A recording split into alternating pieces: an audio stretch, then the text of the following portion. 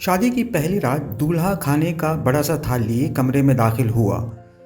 खाने से बड़ी अच्छी खुशबू आ रही थी। कहने लगा, आओ खाना खाते हैं। बीवी बोली, मैंने देखा है तुम्हारी वालदा भी खाना नहीं खाया, उनको भी बुला लो, फिर मिलकर खाते हैं। शौहर ने कहा, वो सो गई होंगी, इन्हें छोड़ो, हम दोनों खाते हैं। बीवी इसरार करती रही पर वो उसी बात पर बजिद रहा कि अम्मी को रहने दो। जब बीवी ने शौहर का ये रवैया देखा तो उसी वक्त तलाक का मुतालबा कर दिया। शौहर बड़ा हैरान हुआ उसके मुतालबे पर। उसने बड़ा समझाया लेकिन वो अपनी बात पे डटी रही, यहाँ तक कि तलाक हो गए। दोनों अलग हो गए। फिर दोनों ने दूसरी शादियाँ कर ली।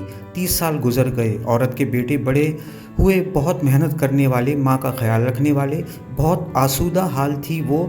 उसने हज का इरादा किया। सफ़र के दौरान बेटे ने उससे किसी मालका की तरह पेश आ रहे थे। पाँव ज़मीन पर ना लगने देते थे। सहराई सफ़र था। रास्ते में एक आदमी पर नज़र पड़ी जो बहुत बुरी तरह भूखा प्यासा, बाल खिचड़ी, कपड़े पुराने। इसी हालत में औरत ने बेटों से कहा, जाओ देखो कौन मुसाफिर है, उसे उठाओ, हाथ मुंह धुलाकर खाना खिलाओ, पानी पिलाओ। चुनाचे बेटे गए। माँ ने जैसा कहा था वैसा किया। औरत की जब इस पर नज़र पड़ी तो वो जान गई कि वो उसका पहला शौहर था।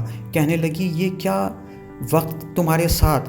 बोला, मेरी औलाद ने मेरे साथ भलाई नहीं की। औरत कहने लगी, क्यों करती? तुमने अपने वालिदैन के साथ बुरा सलूक किया। मैं इसी दिन जान गई थी कि तुम माँ बाप के हुकूक अदा नहीं करते, इसीलिए मैं डर गई कि कल क्या होगा। ये देखो आज मैं कहाँ हूँ और तुम कहाँ। माँ बाप के साथ बुरा सलूक अल्लाह की नाफरमानी है। अगर अपना बुढ़ापा शानदार गुजारना चाहते हैं तो वालिदैन के साथ शानदार सलूक कीजिए, क्योंकि ये ऐसा मेरे साथ भी ऐसा ही अमल है कि जिसका बदला दुनिया में ही दे दिया जाता है, ख्वाह अच्छा हो या बुरा।